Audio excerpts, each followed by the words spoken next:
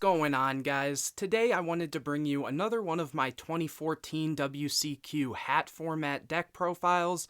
The deck I want to show off today is a little less known, but back in the day was known as Starhall Control. It was a very unique take on Spellbook that only saw a little bit of play back in the day because it was a more aggro style Spellbook deck that plays very different from your traditional Spellbook deck, that if you're looking for that type of build, I already have that version on my YouTube channel, so definitely go and check that out. But this is the Starhall Control version. You'll see what I mean about how it plays more aggro and more aggressive, but it's a very unique take on the deck, so let's get straight into it.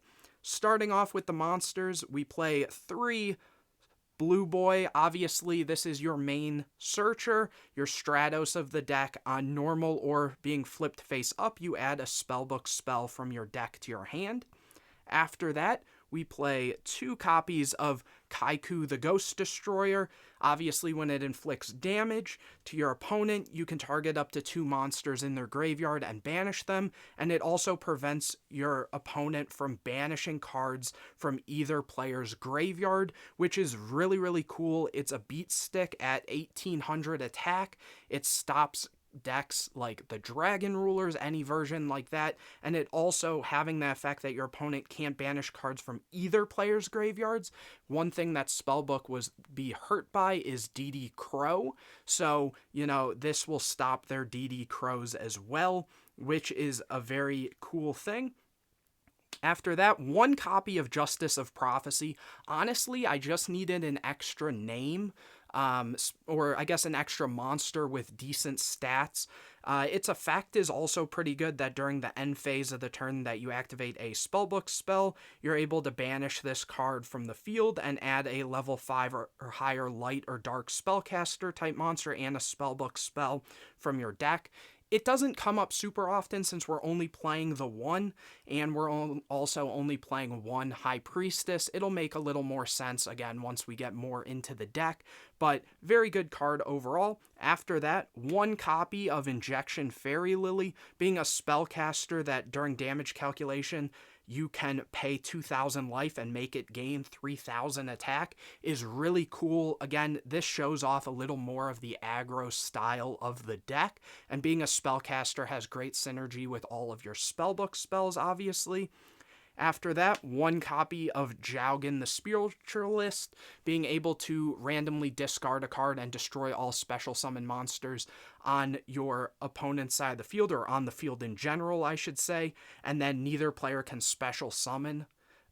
Really, really good card, and while some of these monsters have little attack starting out, they will gain a lot of attack from Spellbook Starhall, which we'll get to very shortly. So don't pay attention to the attack stats, and kind of these couple monsters like Jaugen and Kaiku that have floodgate type effects will be really good because they will be gaining a lot of attack, so they'll be hard to get over, which is nice. And then we play 1 High Priestess of Prophecy. We only play 1 because since all your monsters have at least decent stats and they'll be gaining some, you don't really need the High Priestess as kind of a boss monster, because all of your monsters in a way will become boss monsters, but still playing the 1 in case you do open a good amount of Spellbook spells, or just to put more pressure, and also the popping effect it has by banishing a Spellbook spell is kind of good too. And next we just play some hand traps. 2 copies of Max C and 2 copies of Effect Veiler. I go back and forth with wanting to play DD Crow over Max C. They're kind of interchangeable, but currently I'm playing 2 Max C and 2 Veiler. Getting as much card advantage as possible is really nice in a deck like Spellbook, and then Veiler obviously being a spellcaster, so it works with your tower, as well as the occasional tuner.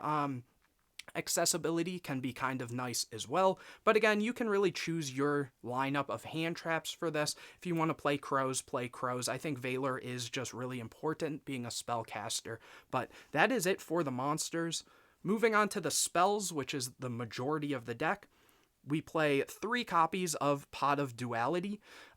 This deck doesn't special summon that much. Again, you're just trying to beat down your opponent with your monsters. So Duality is completely fine. We cut the Spellbook's Crescents for these because you'd rather get your specific ad versus a random ad, as well as Crescent isn't as good late game when you already have Spellbook spells in graveyard and stuff, and especially this version is trying to get as many Spellbook spells in rotation as possible, so Crescent tends to only be good turn 1, so I prefer Duality in this build specifically. Next, we play 3 copies of Spellbook of Secrets, being able to add any of your Spellbook cards from deck to hand. 2 copies of Grand Spellbook Tower. Obviously, this card is amazing. During your standby phase, it lets you put back one of your Spellbook spells in graveyard to the bottom of the deck and draw an additional card. So this lets you get basically 2 draws a turn, and then if they destroy it, you're able to special summon a spellcaster type monster from your hand or deck whose level is less than or equal to the number of Spellbook spells in your graveyard. So that can be very relevant since we're playing some really powerful level 3s, for example. So if there's at least 3 in graveyard, you're able to go for like an Injection Fairy Lily, a Jowgen, which can put a lot of pressure on the opponent. And next is the mainstay of the deck, which is 2 copies of Spellbook Starhall. I go back and forth with wanting to play 3 of this or 2 of this. Currently I'm playing 2, and what this does is each time a Spellbook spell is activated, so that can be on either player's turn, so things like Fate and your Forbidden Lance type card in Wisdom that we'll get to in a little bit. If you activate those, this will gain counters during the opponent's turn as well.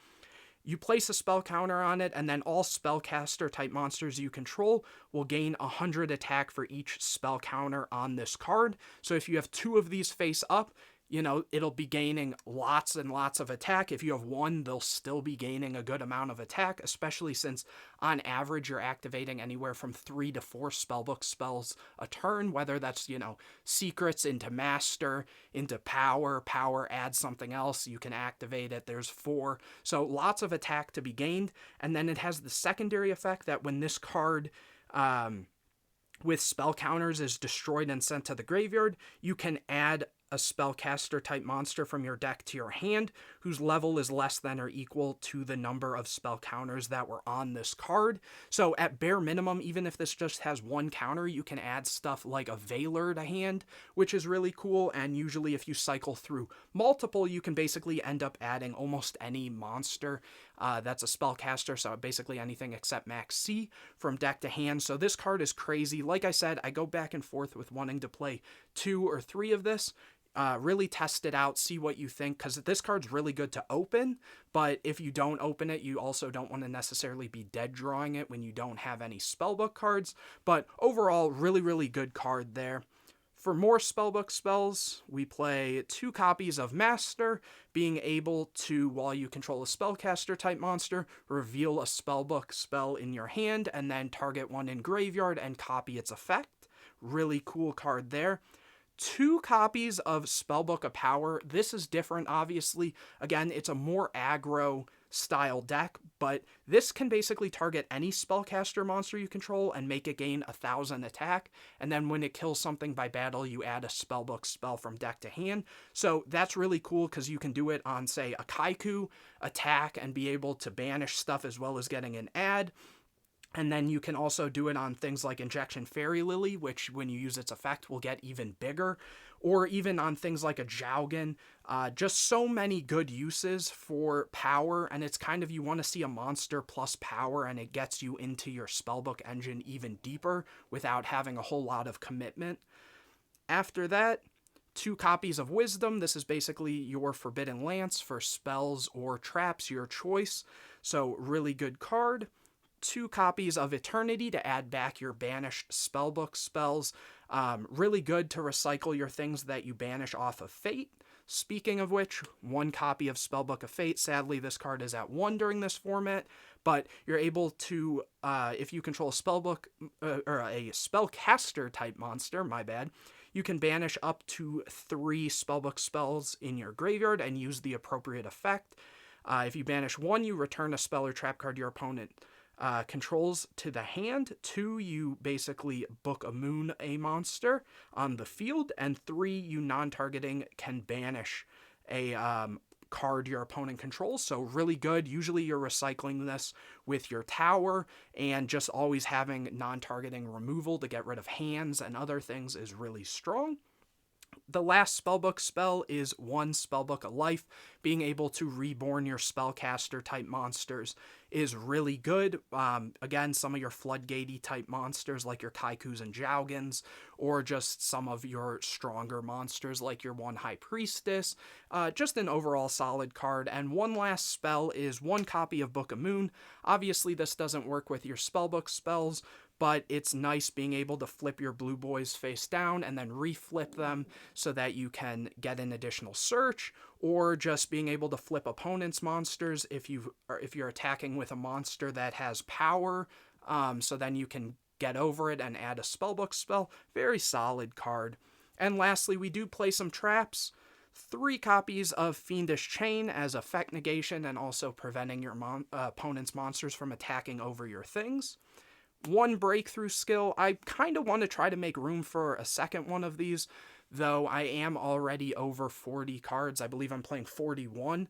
So for now, just 1 breakthrough skill is completely fine, especially since we're playing 3 copies of Fiendish Chain. Lastly, 1 Compulse, 1 Torrential, and 1 Solemn Warning to round out the main deck. The extra deck doesn't come up that often, so I'm not going to really explain what everything in it does.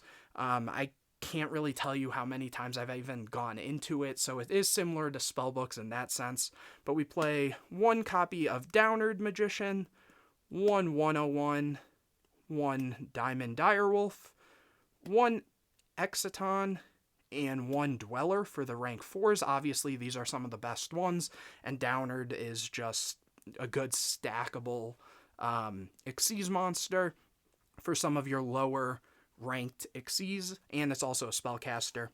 For the 3s, I play 1 copy of Alucard and 1 copy of Zenmanes. Nothing really to say there. For the 2s that come up the most, because we're playing mostly 2s, 1 Shining Elf, 1 Digusto Phoenix, 1 Succubus, 1 Herald of Pure Light, 1 Gachi Gachi, and 1 Armored Kappa. And then, because we are playing Valor, there are chances for synchros to come up, so I play 1 Stardust, which can come up with Valor plus a High Priestess, as well as the level manipulation from the Spellbook of Life. And then also 1 Armades, because one of your level 4s plus Valor can make that. And yeah, they don't come up much, but the fact that they're there can be kind of cool. But anyways, guys, that is it for this deck profile. If you guys enjoyed, definitely leave a like on this video and a comment to let me know. Or if you have any questions or want to see gameplay or other videos in the future, definitely let me know. Like I said, I do have a more conventional spellbook deck already up on my channel if you were looking for that. So definitely go and check that out. But anyways, guys, I will see you in the next video.